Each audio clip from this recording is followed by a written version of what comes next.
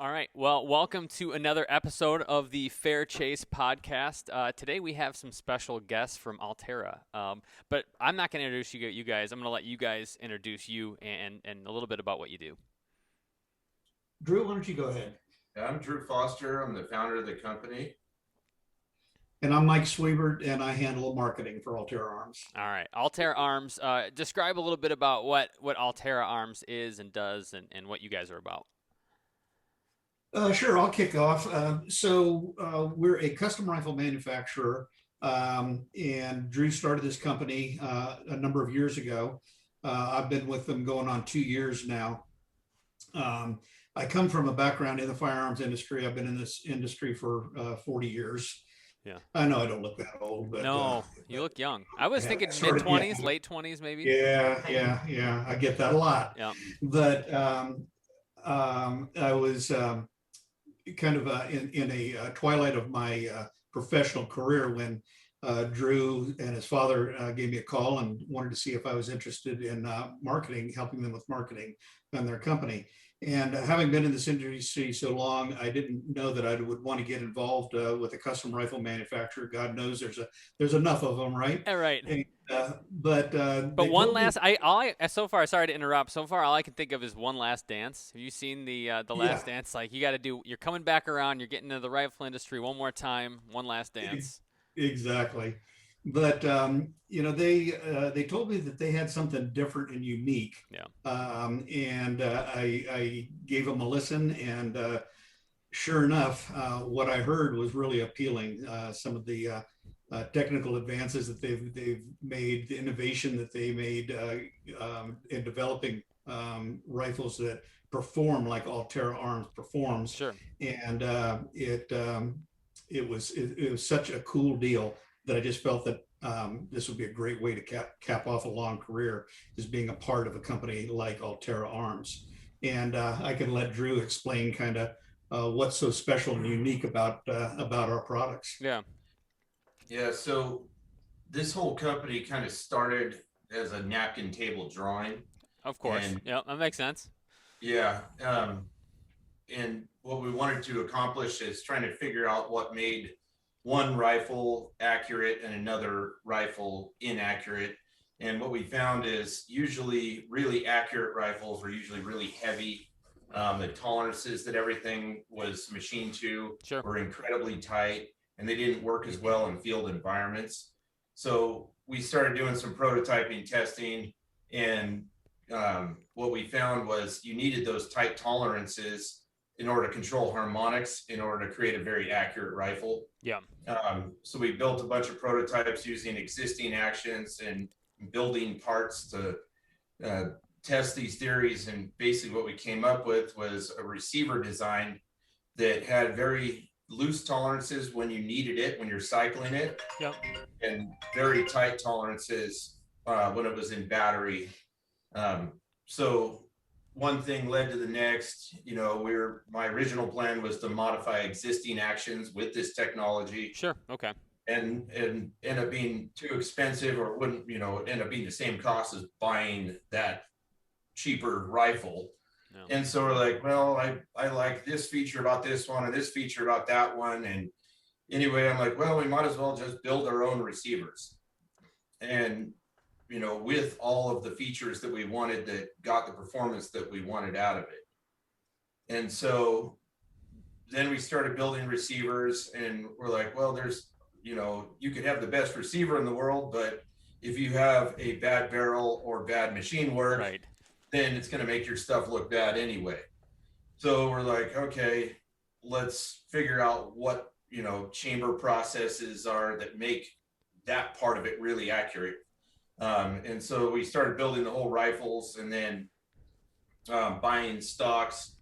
And, stocks take 8 months to a year to order. And we're like, well, we don't even have a business if we can't get stocks. It's like selling a Ferrari without wheels. Right. Of course. So we're like, okay, well, we could design our own that had, more ergonomic, made people shoot better, and had all the features that we wanted, and figure out how to, lay up carbon fiber and make a better product in less time than it would take us to order one. Yeah. And anyway, things have snowballed, and now we're making our own barrels too. Why not? So I mean, nose to tail operation. What's up? We are going to thank a few of these sponsors that help make this beautiful show a reality for all of you. So here we go. First up. Ooh, let's start out with Bivouac. Bivouac Bow Co. I shoot trad most of the time. I don't. Jared doesn't. When I shoot traditional archery, I shoot the Bivouac Backland bow. They're a sponsor of ours. They're great partners, make great bows, and they know a ton about everything. So a big reason, I would say, to why we're so successful and we have so many bucks on the wall is because we use HuntWise. HuntWise is a GPS mapping app that you can download on any phone, any platform. You can look up public land huntings, ORV trails. You can get the weather. They actually have a HuntCast 2.0 that they teamed up with Jeff Sturgis to make. It's awesome. You need to check this thing out. Go to HuntWise, download the app. I feel like if you go into the woods without optics, it's like going into the woods without pants on. Would you agree with that? To a point. To a point. We are huge fans of running binoculars, spotting scopes, and different things when we hunt, even whitetail. I bring binoculars out every time I go. We choose Vortex Optics because they make the best glass in the business. They have an amazing warranty, super clear glass, super helpful people that work there. Also, if you want to rep some sweet Vortex swag like this warm shirt on a nice fall day, head over to Vortex Wear. Thank you. And use the promo code TFC20 for 20% off your purchase. Saddle game, you need to be in it. If you haven't been in it yet, then you don't know what you're missing. Yeah. Trophy Line Tree Sales makes some of the best saddles in the industry. They have 3 different platforms that we use and that are awesome. I want to make a quick plug for the Wingman with a couple steps. You can take one less stick, and it's like a combination of a stick and a platform. I've been exclusively hunting out of it this year, and my mobile setup is so sweet. I'm very proud of it.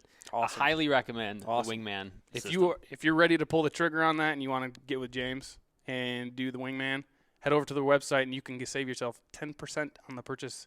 TFC10 will get you that.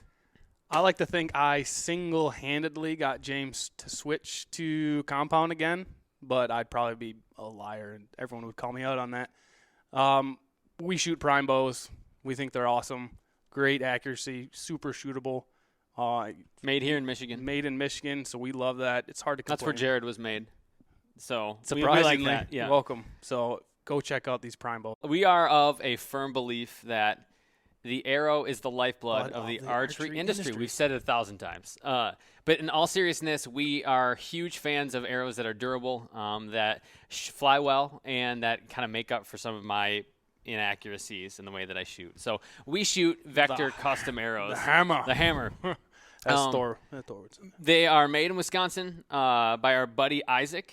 Great arrows. And if you want to go and get yourself some, have a little bit of a discount, use TFC10 for 10% off. Or call Isaac up and tell him we sent you. Mm-hmm. You want his phone number? Comment below. Yep, comment below. What's the time it takes from concept, because you guys have, I forgot how many models, like from concept for a certain rifle model, napkin drawing to finished product? What does that look like? So depends on what you mean concept of new model. So we've been at this for 7 years, 5 years officially in business. First 2 years were just in R&D and prototyping. But most of our models are just variations. They all have the same technology. Sure. Some are lighter and shorter, better for mountain hunting. Some are bigger and heavier and have, fully adjustable. They're heavier, so they have, they force you to shoot better. Yeah. But you're not going to want to pack it around in the woods. So they're basically kind of tailored towards the customer's need. Yeah. Yeah, that makes sense. So I got to ask you, what's your background? Were you just a tinkerer? Are you an engineer, a rifle guy? Like, how'd you get to where you are? How'd you get here? So this is kind of strange. I actually have 4 degrees. I got a scholarship and anyway, took a whole bunch of classes just randomly because I enjoy learning how stuff works. I don't actually I'm not even that big of a fan of shooting rifles, but what interests me is what makes one better, more accurate, lighter, performs better. So I actually started off in the automotive industry and moved into like heavy equipment. And I was, what I learned from that and the concepts of that, I was able to apply a lot of those, but it turns out my degrees were mostly in physics. Sure. I had to go look through 360 units of school to figure out what my degrees were, and most of them were physics. And then I ended up getting a bachelor's in finance. Why So not? Yeah, it does seem. Yeah, I mean, actually, with if you have a finance degree and kind of the engineering, like what can't you do with those two degrees? Right. That's a pretty good combination.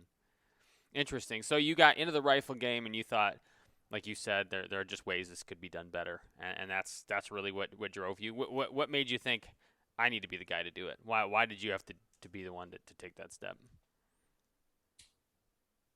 I don't. That's quite the question, actually. Because you could do it. Because I could. Because you can. That's a great. That's an acceptable and answer. It bothers me when I don't know the answer to something. Yep. So I saw this dichotomy in the market. Again, rifles that shoot well and that are usually heavier and bulkier, and ones that are lighter and usually don't shoot as well. So I had to figure out what made them. I've been a hunter most of my life, all my life, and I'm like, hey, I want to build something that doesn't need to weigh 14 pounds in order for it to shoot well. Right. And that's what we've accomplished. Yeah, and one of the patented designs that Drew came up with too is solving the riddle of the barrel connection to the receiver, Sure. which is the weakest link. If you could manufacture a receiver and barrel and bolt out of one piece of steel, you would, there would be very little harmonics involved to it. But that barrel attachment system he came up with, which is it's a dual, actually 3 points of contact, whereas the traditional rifles, they screw in with threads. Yep. But what Drew came up with is he machined seating rings in the front and the rear of the threads of the barrel, and seating sleeves in the front and the rear of the threads inside the receiver. So when that screws in, the seating ring screws into the seating sleeves, and you've got 3 points of contact holding that barrel in position. So it greatly reduces harmonics. Sure. And so that is really kind of the it's patented technology. So we talk about it, but that's really the key to the phenomenal accuracy that we're getting. And Drew, with his physics background and the engineering and stuff, and me, I'm just a marketing guy. It's like, dude, how do we explain this? And how do we make an elevator pitch out of this? Yep. The 30-second elevator pitch. Yep. But the truth of the matter is, this innovation is what is the game changer in the bolt action category. Because again, when I first heard about it, it's like they've done everything they could possibly do to improve the bolt action rifle. It's been here for 100 years. Yeah. There's nothing left to do. He did it. Yeah. And so I said, okay, that's great, but how does it help me as the hunter, the shooter? And at the end of the day, what these rifles do, and we absolutely 100% unconditionally money back guarantee it. They will shoot our custom loads sub quarter inch. Yep. They'll shoot factory loads sub half inch. There's no significant change in accuracy or point of impact if you change different bullet weights. And think about for that a minute. Wait, let me stop you there. Say that again.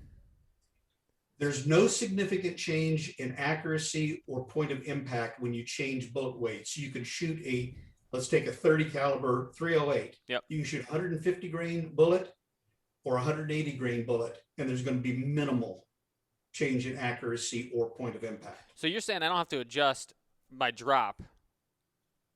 You have to. So point of impact, you get some change, but it's mitigated. Minimum. Okay. And for a guy like me, that really is it's negligible because I'm not out there shooting, half a mile or anything crazy.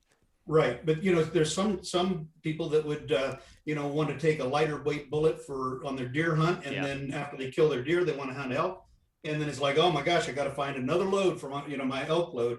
There's just very little change. And then, of course, the fourth thing is the reliability, as Drew explained, Yeah. by patenting the receiver with the tolerances. It's short of filling the action with concrete, it's not going to fail to cycle. So there's no other rifle manufacturer on the planet that can guarantee, again, quarter minute, sub quarter minute with our custom loads, sub half minute with factory loads, no significant change of accuracy or impact when you change different bullet weights, and it won't fail to cycle. And that's what brought me on board. Yeah. Wow. And you take the gun, because here's the deal. Our guns, by the time we get them out the door, with optics and everything on it, a guy could spend $7,000, $8,000, $9,000 on it or more. Yeah. Oh yeah. And that's a huge risk. And we don't feel that our consumers should shoulder the burden 100% of that risk. And so, and believe me, again, having been into this industry as long as I have, this claim that we're making, that is a pretty amazing claim. And it's like, man, that's almost too good to be true. It's right. Like, yeah, well, it is. And we guarantee it. Jeez. Try it for 90 days. If you don't like it, send it back and we'll refund your money. Send it to me. And, but I do want everybody to understand, our rifles are capable of doing this. We send the targets to prove it. But understand, shooting a quarter minute group is a tough for anybody. And all these guns that go out the door, we test fire them, certify them outdoors, prone or on a bench. Wow. We don't have an indoor range at this time. We hope to have one soon. But so it's really remarkable what these rifles will do. But shooting the quarter minute, I liken that to the guys at the Ferrari dealerships says, hey, our Ferrari will drive 250 miles an hour. That doesn't mean you can safely drive it. But it can. I do want to just make sure that your listeners understand that it doesn't instantly make you a quarter minute shooter. You're not Olympic material. Prove the rifles are able to do it. Yeah. Well, yeah, that's actually a good point. You're saying minute of angle. Explain for somebody listening what that means. What you're like. What is the reference that your point that you're talking about? So a minute of angle is a measurement, an angular unit of measurement. So essentially, a minute of angle is very close to a 1-inch group at 100 yards. Yep. So a minute is a 60th of a degree. Yep. So when we say a quarter minute, that means a quarter-inch group. Yeah. Half minute is a half-inch group. Yeah, that's incredible. And it's interesting. You're talking about different loads and it being okay, the gun being okay with handling different loads. I was just out shooting one of my rifles, and it doesn't like 180. It's a 300. Doesn't like 180. Right. Or it doesn't like 200, and it likes 180 for some reason. And it's frustrating when you go out and you buy a crap load of bullets, which aren't cheap right now, that don't shoot great out of your super expensive rifle, and just to find out that, well, you need to go find another one now after you've blown a couple, $100 or so on ammo at the very least. That's exactly right, and that's always the trick. Again, all the years of this industry, and I chased accuracy. I was an accuracy freak for a long time. I chased accuracy, and you're very fortunate to find one, maybe two loads that your rifle actually likes. Right. And that's an accomplishment. And then you don't change anything from that. It's right. Like, it's set. I'm not even going to clean my gun. Right. Yeah. And that's what is so fascinating and brought me on board with Allterra is it won't shoot everything. I mean, sure. No rifle will. But, we've got a client of ours out in California, Ryan Newkirk. He took 5 different boxes of factory ammunition, 2 different grain bullets, and shot 3-shot groups. Actually, it was 6 boxes, so it was 18 rounds, and it was just one ragged hole. And it's just phenomenal what these rifles do. And so if a guy out there is looking for something that he can pull out of the box and have confidence in going out and hunting with, I think our rifles are the one for him. Well, and especially for the average hunter, you have to mess around with every part of your gear. There's so much messing around, and then finding your spot, figuring out, you're learning how the deer or elk move and where they are. You got to figure out your pack and if you're a tree stand hunter, what your favorite, all this figuring out. And so to take a little bit off the plate of the hunter, so less messing around with different weight bullets. And I mean, like you said, it's expensive. Rifles are expensive. Hunting is expensive, and if you can take some of that off the plate, make that easier for somebody. I mean, that right there, as a hunter, speaking as a hunter myself, that is a huge selling point. Right. Huge selling point. So no, but I'm the kind of guy, I don't change loads for deer. If I'm hunting deer or elk, I'm going to use the same one. Might as well, just if I like it, I stick with it. And so Right. that's kind of my approach, especially if it's deer. If I'm overgunned, I guess you could say, for deer. I'm okay with that for the most part. It's just less tracking for me. Right. So, yeah. Well, a lot of people would, question too. It's like, how accurate of a rifle do I need? I mean, I've got to hit a 10-inch kill zone, 8 to 10-inch kill zone on a deer at 100 yards. I mean, how accurate does it need to be? And, my response to that is, well, let's say that, something happens and you miss the vitals on that animal and it runs off to 500 or 600 yards. And that's the only chance you have to collect that animal. And, you've got an obligation to be able to ethically put that animal down. And so I want a rifle that's capable of doing that. And, our rifles, we have guys that have shot animals in excess of 1,000 yards. We posted a video yesterday on our YouTube of one of our clients that killed a nice mule deer at 900 yards. Unreal. And there's a lot of people that question the ethics of that. But if you have the right equipment and you have the training and are able to do it, then it's as ethical as anything else. Well, we spend a lot of time. I mean, prior to we've become the Fair Chase set relatively recently. Up to this point, we were bow hunting focused, till for the past couple of years.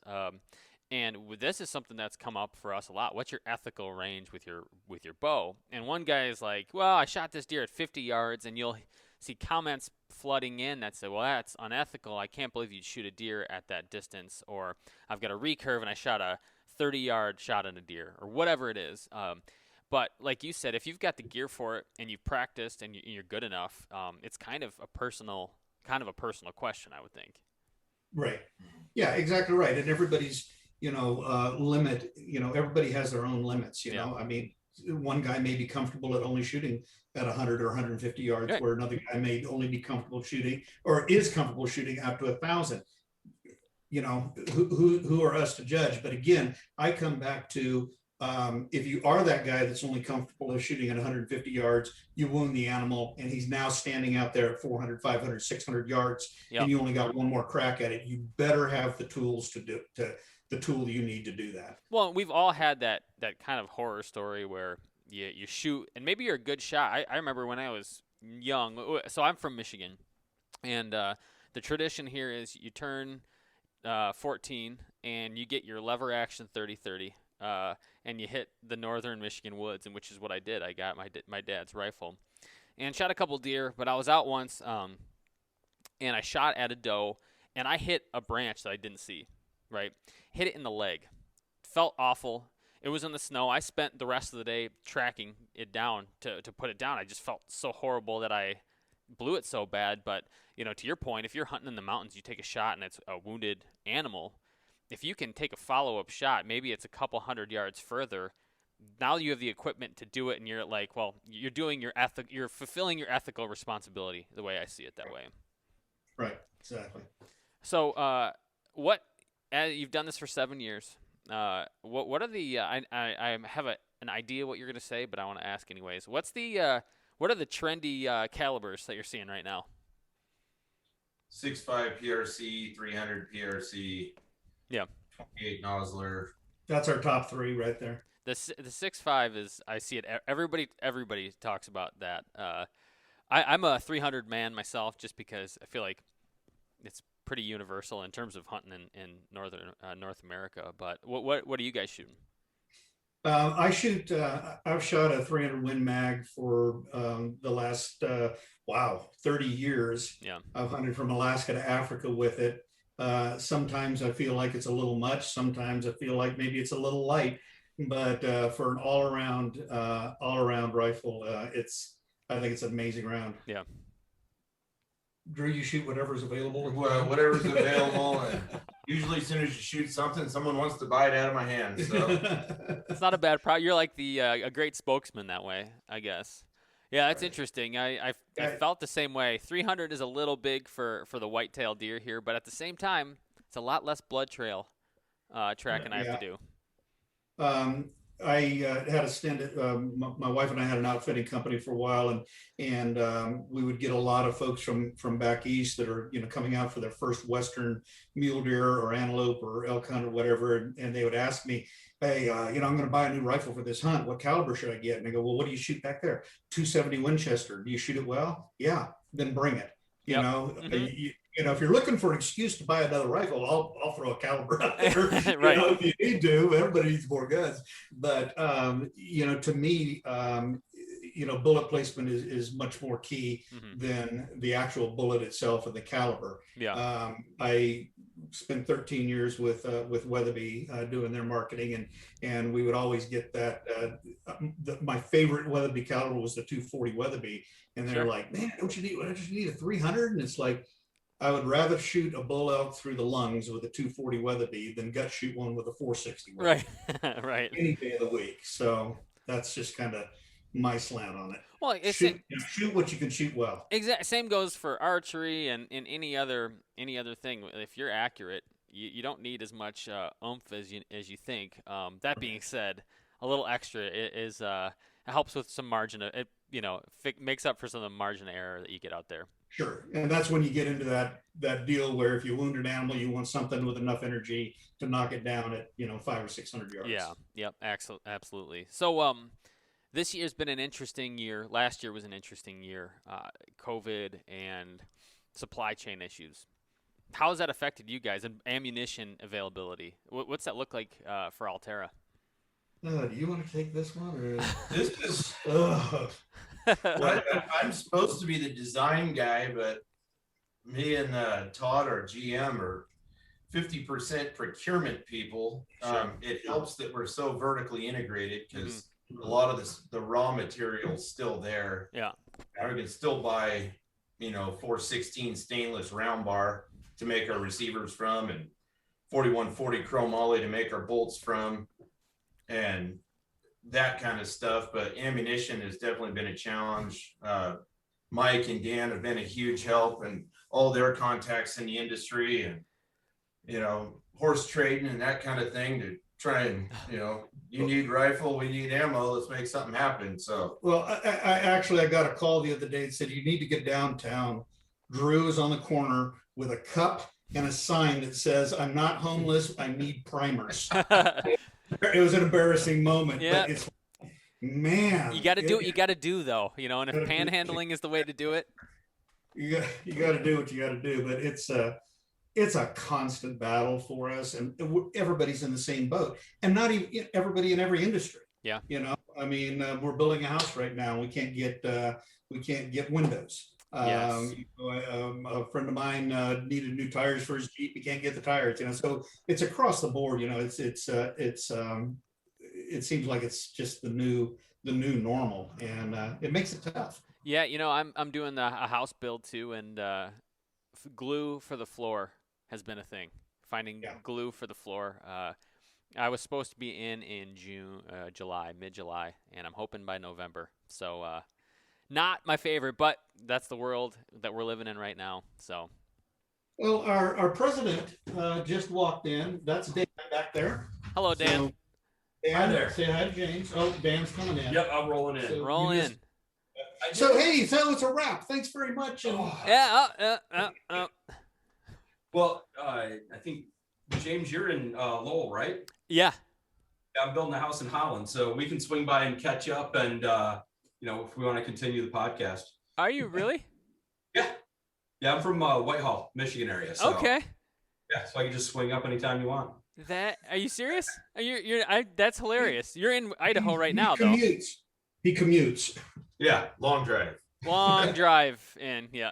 What part of Idaho are you guys based in? in Boise in the southern part of Idaho. Beautiful. I love Idaho.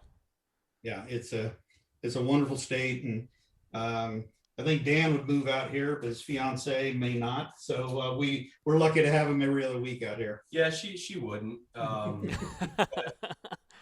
It's I spend a week here, week home, week here, so I'm on and off and everything. It works out pretty well. But at the end of the day, it's a lot of fun to do it. So well, Michigan is a pretty good sportsman state. I mean, it's not the West with elk and mule deer and everything else, but we've got good hunting, a lot of hunting to do. And the deer hunting seems to be getting better here. I love ours. They're helping up north. Right? Yeah, it's awesome. I've been hunting in Ionia a little bit, which is one of the 4-point on a side APR zones, and Mecosta County, which is one of the other. There's only like 3 or 4 in the state that are true 4 on the side. There's a couple of 3 on the side too. And man, my first time out, I took my recurve out, and I sent an arrow right over the back of a big old Michigan 8-point. So it's at least good to see. I've seen more bucks this year than I've ever seen, which is really encouraging. For years, you'd see maybe a buck or 2 an entire season, unless you're like out shining at night. Every 80-inch basket rack deer was shot. Exactly. So, it makes a big difference. And, I'm a huge – we've talked about this in the podcast a lot, but the APR zones are big.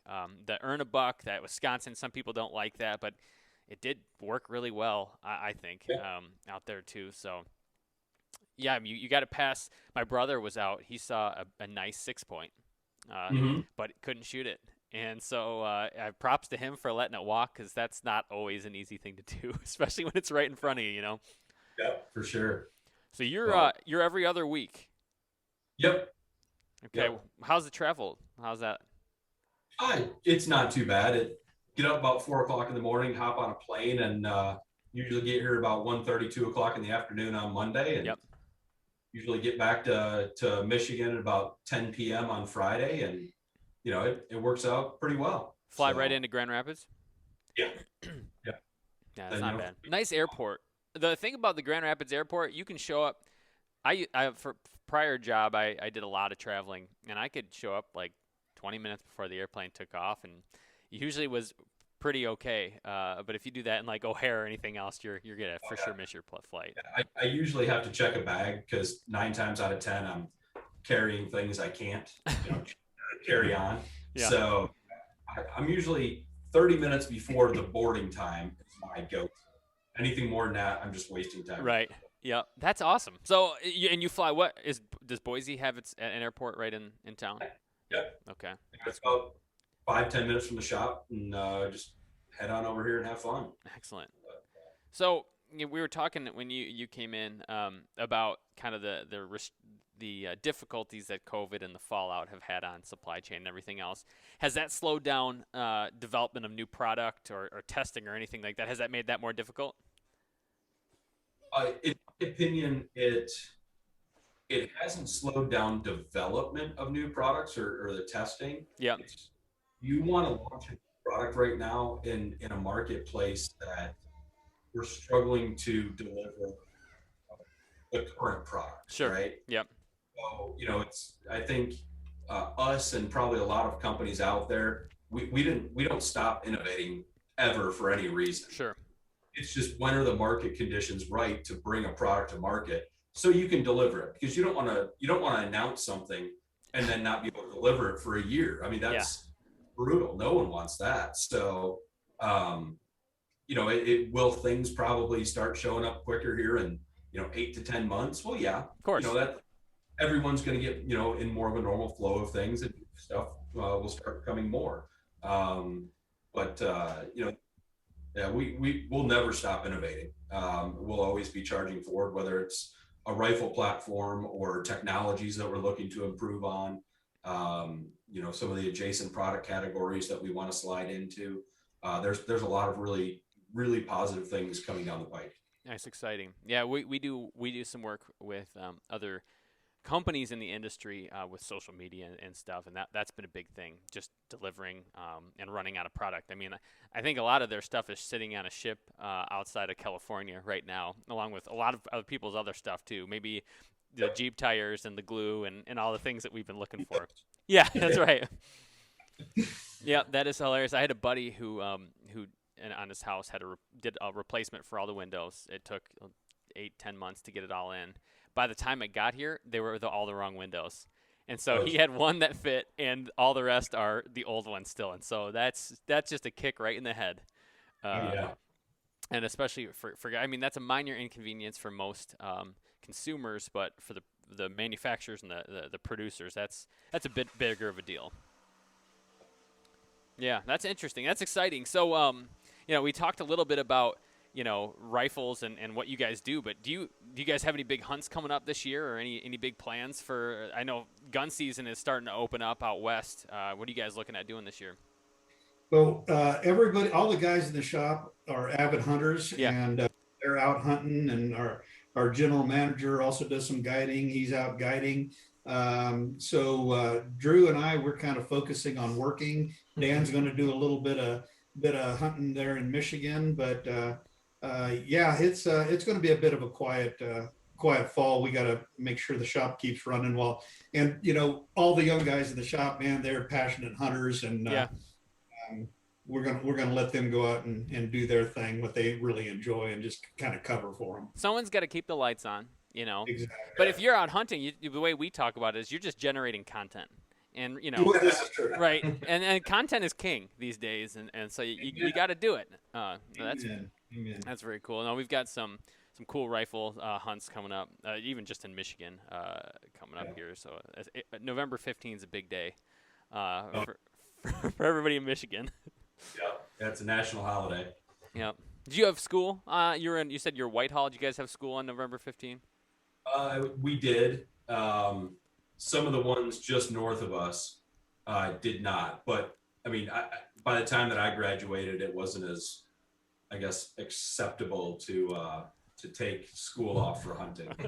Well, I lived out east. I went to law school out east, and I would tell, first of all, the concept of hunting out of a tree blew people's mind out there, that you'd climb up a tree, and the idea that you'd take a day off of school, that the school was okay with it for hunting, people just could not wrap their heads around. And so where I went to school, out in kind of Cutlerville, Caledonia area, we had school, but I didn't go. My dad was a pastor, and so as long as if it didn't fall on Sunday, we could find a way to make it up north and do a little hunting up there. Yep. So, well, that's cool. So you guys have some big hunts coming. You guys are still working on product. Where if people are looking to buy these are custom rifles, and you do a lot of this online. How does that process work? Say I want to get a new 300. How do I go about buying something from Allterra? So there's three main ways, right? The first and the easiest way is probably to hop on our website, allterraarms.com. Yep. You'll click the rifles tab. As you drop down through it, you'll see all the different platforms. Yep. So you can explore through that. We have a configurator on there. So as you go through and you make your selections, whether it's the caliber, the stock color, the metal color, the trigger, the muzzle brake, all those different things, as you make those changes, you're going to see that gun come to life right above the changes. Yeah. So you can see a photo rendering of what your rifle will look like. And then you can either check out there, process through a credit card on the website, or you can give me a call on my phone number there, and I can walk you through the build process. I mean, it's, these rifles are an investment, right? Yeah. Like this is a big decision for people to make, and we appreciate that. So I'm always willing to hop on the phone and answer questions from any of the consumers, and help them really get the rifle that they want. Yeah. Whether it's customizing length of pole to make sure that's right. They may want a little bit different barrel length. There's definitely some options that we have when we go through that. And we make sure that they can do that. We have a couple dealer options. So we're starting to do that. I'd say the main point is going to be online and through the phone as well. Yeah, that's interesting. A lot of the direct to consumer is a handy way to do it, I would imagine. For profit margins too, for you guys. Well, it is, but it also gives us a very concierge type feel with our consumers. Yeah. I'm very much of the mindset that I want them to be very happy with this rifle. Yeah. So I have no problem taking the time to really get this right for them. Yeah. Well, and like you said, I mean, rifles, and I see optics, binoculars and stuff are almost legacy pieces that you have. Compound bows, not so much. I should have recurved that. I feel like I could kind of hand down. But so if you're really investing in something that's supposed to last possibly your lifetime, you take some time to get it right. I've done it both ways. I've got good gear, and I've gotten things like I've got this 22 that's just a crappy 22 that I bought that I probably won't be handing down to anybody because it won't last that long. And so, yeah, it's good to have somebody out there that's, like you said, more of a concierge, more of a personalized, custom approach where they're helping you specifically. It's not like you're just going to Cabela's and grabbing something off the wall. Mm-hmm. That's excellent. Well, okay, so we're coming up on time here, but I really appreciate you guys coming on. For people who want to buy a rifle or maybe follow along on social media, how do they find you guys? Well, you can find us at allterraarms.com. And I'm not sure when you're going to go live with this broadcast, but just a little scoop for your viewers. We have Allterra TV that is live right now on the website. We haven't announced it yet. We're going to announce it in the next few days. Perfect. But they could go to allterraarms.com and then go to Allterra TV tab. And there you can find a number of videos that talk about our technology and using animation to demonstrate it. So I'd encourage them to check out the video, The Allterra Difference, to see just what our rifles are all about. And of course, then follow us on the normal Instagram and Facebook as well. Yeah, I think you sent the video to me, right? That was one of the videos. Yeah, it's really helpful. It help me understand exactly what the difference makers were, what set Allterra apart. No, I appreciate you guys, all three of you, coming on. I'm sorry I don't have my co-host here. This is actually the last week for people who are listening that I'll be doing this solo. I like to have a partner with me, but sometimes you just gotta carry the team on my broad shoulders alone. So if Jared, if you're listening to this, deal with it. He's the co-host here. So, all right, guys. Well, thank you again for doing this. I really appreciate your time. You bet. Thank you. Thank you. It was a pleasure. Yeah. Bye.